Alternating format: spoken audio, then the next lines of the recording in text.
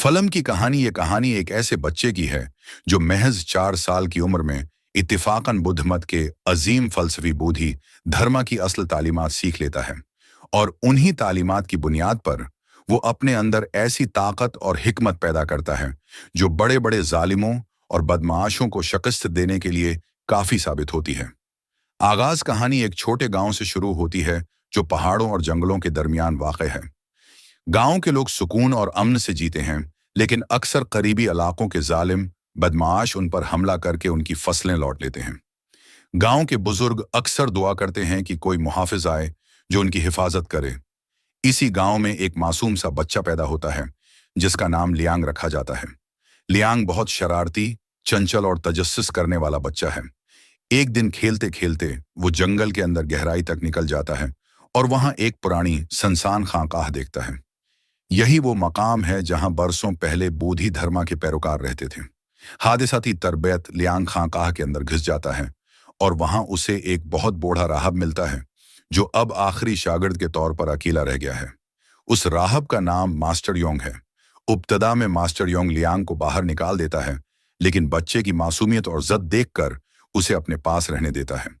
Liang रोजाना master Yong को मुराकबा, सांस की मुश्कें और जिस्मानी हरकत करते देखता है और खेल ही खेल में उन्हें दहराना शुरू कर देता है।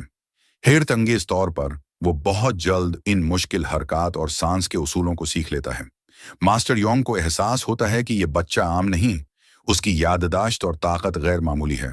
असल तालीमात मास्टर योंग उसे बताता है कि बोधि धर्मा की असल तालीमात सिर्फ लड़ाई या ताकत के बारे में नहीं, बल्कि खुद पर काबू पाने, दूसरों के साथ रहम करने और जहनी सुकून हासिल करने के बारे में है। लियांग इन बातों को खेल ही खेल में दिल से कबूल करता है। उसकी उम्र छोटी है मगर दिमाग और दिल बड़े हो जाते हैं।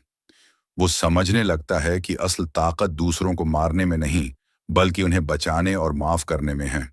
दुश्मनों का हमला एक दिन गांव पर एक ताकतूर गुरवा हमला करता है।